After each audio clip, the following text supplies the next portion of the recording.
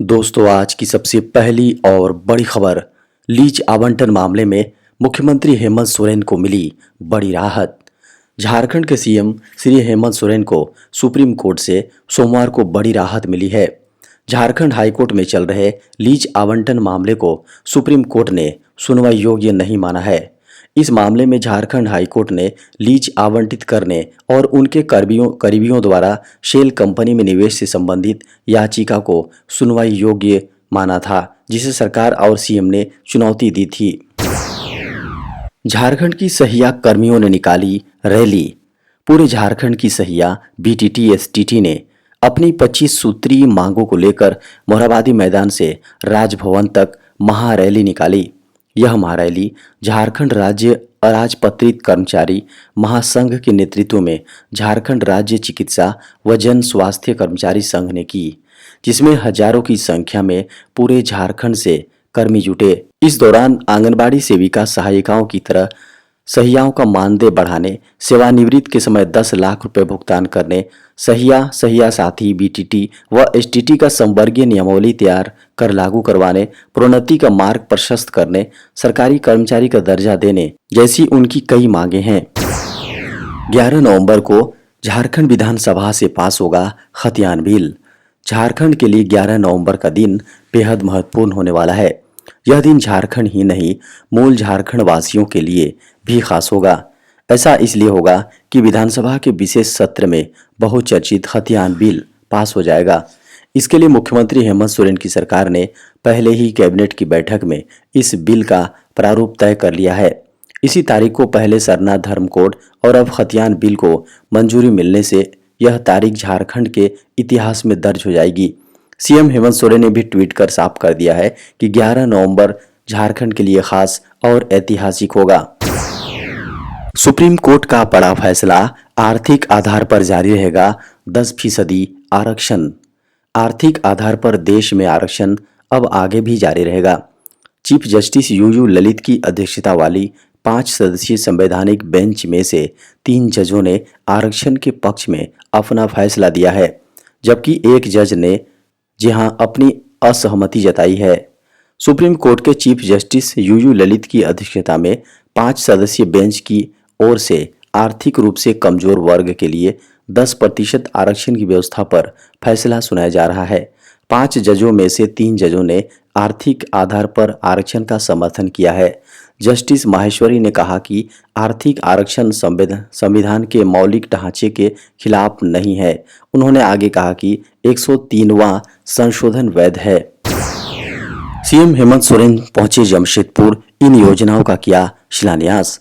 मुख्यमंत्री हेमंत सोरेन सोमवार को जमशेदपुर के बिष्टुपुर स्थित गोपाल मैदान पहुंचे, जहां उनका जोरदार स्वागत किया गया। इस दौरान उन्होंने मानगो पुल सह फ्लाई ओवर एमजीएम अस्पताल में 500 बेड के अतिरिक्त अस्पताल भवन का शिलान्यास ऑनलाइन किया।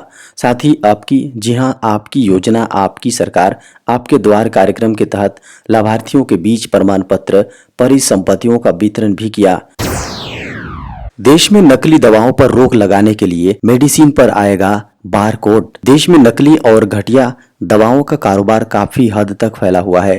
अब सरकार नकली दवाओं के बिक्री पर रोक लगाने के लिए सख्त कदम उठा रही है। केंद्र सरकार ने नकली दवाओं को बाजार में आने से रोकने के लिए कठोर कदम उठाया है। सरकार ने 300 जरूरी दवाओं पर बार कोड छापने को अनिवार्य किया है। ग्राहक या दुकानदार इस बार कोड की मदद से दवा के असली या नकली होने का पता लगा सकते हैं। केंद्र सरकार ने नकली दवाइयों को लोगों तक पहुंचने से रोकने के लिए दवाओं पर अब बारकोड का छापना जरूरी कर दिया है। भारतीय दवा बाजार में नकली दवाओं की बिक्री एक समस्या बनती जा रही है। सरकार ने इससे निपटने के लिए दवा निर्माता कंपनियों को 300 दवाओं के पैकेट पर बार कोड छापने को अनिवार्य करने का कदम उठाने जा रही है। केंद्रीय विद्यालय में निकली बम्पर नौकरियां। केंद्रीय विद्यालय संगठन केवीएस ने टीजीटी, पीजीटी और गैर शिक्षण पदों पर भर्ती के लिए आवेदन मांगे हैं। कैंडिडेट्स जो केंद्रीय विद्यालय के शिक्षक और अफसर हैं, वे इन पदों के लिए आवेदन करने के योग्य होंगे।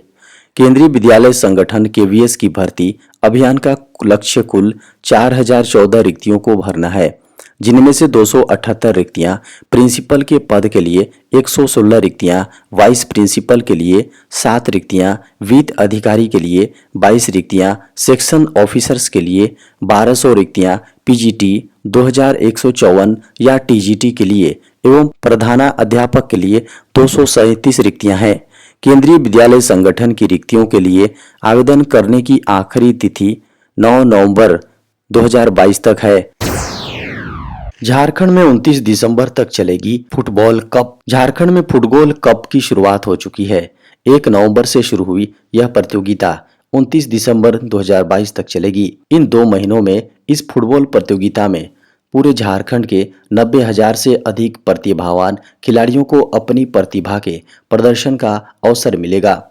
झारखंड खेल के क्षेत्र में परंपरागत तौर पर समृद्ध रहा है और झारखंड की हेमंत सोरेन सरकार ऐसी प्रतियोगिताओं के माध्यम से झारखंड के टैलेंट को राष्ट्रीय और अंतर्राष्ट्रीय स्तर पर उभारने के प्रयासों में जुटी हुई है। झारखंड में मुख्यमंत्री फुटबॉल कप कितना बड़ा खेल आयोजन है, इसका अंदाजा इसी बात से लगाया जा सकता है कि इसमें पंचायत स्तर पर 5128 टीमें हिस्सा ले रही हैं। 24 घंटे में सामने आए कोरोना के 937 नए मामले। 7 नवंबर 2022 की सुबह 8 बजे केंद्रीय स्वास्थ्य एवं परिवार कल्याण मंत्रालय द्वारा जारी आंकड़ों के अनुसार पिछले 24 घंटों के दौरान देश में 937 नए मामले सामने आए। इससे पहले 6 नवंबर को 1132 नए मामले सामने आए थे, जबकि 5 नवंबर को 1082 नए मामले मिले थे, जबकि 1 नवंबर को 1046 नए मामले सामने आए थे। आंकड़ों को देखें तो देश में अब एक्टिव मामलों की दर 0.04% है, जबकि रिकवरी दर 98.8% पर पहुंच चुकी है। पिछले 24 घंटों में 2 लोगों की कोरोना से मौत हुई है, जबकि सरकार ने पिछले दिनों महामारी से हुई 7 लोगों की मौत के आंकड़े को भी साझा किया है। पिछले 24 घंटों में रिकवर होने वाले मरीजों की संख्या 1252 बताई गई है। देखा जाए तो इस समय केरल में सबसे अधिक 2669 मामले सक्रिय हैं। असम में 2552, कर्नाटक में 1931, महाराष्ट्र में 1560, तमिलनाडु में 1055 और गुजरात में 453 मामले अभी भी सक्रिय हैं। बड़ी खबर है, इन किसानों को नहीं मिलेगी पीएम किसान की 13वीं किस्त। विगत 17 अक्टूबर को ही प्रधानमंत्री ने स्वयं डिजिटली माध्यम से देश के 8 करोड़ किसानों के खातों में 2000 रुपए ट्रांसफर किए हैं। बता दें कि 12वीं किस्त लेने से इस बार लगभग 2 करोड़ किसान वंचित रह गए। नियमों में बदलाव के पीछे सरकार का उद्देश्य योजना में पारदर्शिता लाना है, क्योंकि अभी भी लाखों किसान फर्जी तरीके से निधि को प्राप्त कर रहे हैं। खबरों को माने तो अब सरकार ने प्रधानमंत्री किसान सम्मान निधि में रजिस्ट्रेशन के दौरान राशन कार्ड की सॉफ्ट कॉपी देना अनिवार्य कर दिया है। यानी अब आपको हार्ड कॉपी देने की जरूरत नहीं होगी, लेकिन राशन कार्ड की हार्ड कॉपी की पीडीएफ बनाकर पोर्टल पर अपलोड करना होगा। यही नहीं, ई-केवाईसी भी करना जरूरी है। यदि आप किसी वजह से ये दोनों का टाइम नहीं करते हैं तो 13वीं किस्त से हाथ धोना पड़ सकता है, क्योंकि 13वीं किस्त को लेकर चर्चा शुरू हो गई है। जनवरी के प्रथम सप्ताह में ही 13वीं किस्त पात्र किसानों के खाते में ट्रांसफर करने की बात चल रही है। एलन मस्क की चेतावनी, बिना वार्निंग सस्पेंड होंगे Twitter parody accounts. Elon Musk लगातार ट्विटर को लेकर कुछ न कुछ नए ऐलान कर रहे हैं। अब मस्क ने ट्विटर अकाउंट्स के सस्पेंड होने को लेकर बड़ी घोषणा की है। उनका कहना है कि वो हर अकाउंट सस्पेंड कर दिया जाएगा जो अपनी पहचान बदलेगा। अब इसे लेकर आगे कोई चेतावनी नहीं दी जाएगी, सीधे अकाउंट को सस्पेंड कर दिया जाएगा। मस्क ने कहा, अगर कोई पैरोडी अकाउंट्स है तो उस पर साफ लिखा होना चाहिए कि वो पैरोडी अकाउंट है। अगर ऐसा नहीं लिखा होगा तो अकाउंट सस्पेंड कर दिए जाएंगे जो किसी और का नाम या फोटो इस्तेमाल कर रहा होगा।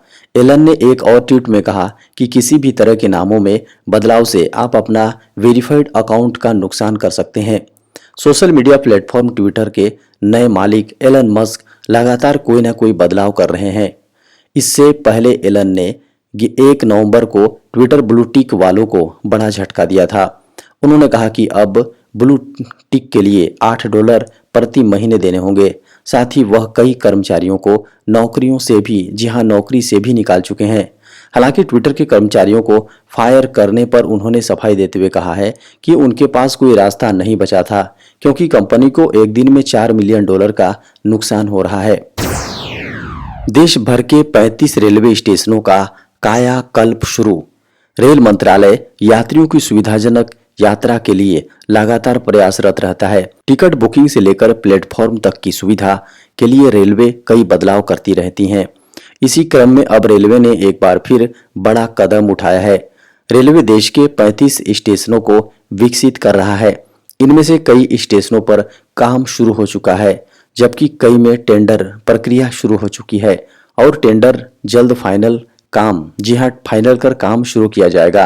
बता दें कि सभी स्टेशनों को विकसित रेलवे मंत्रालय स्वयं ही कर रहा है, इसलिए सभी स्टेशनों के समय पर काम पूरा होने की संभावना जताई जा रही है।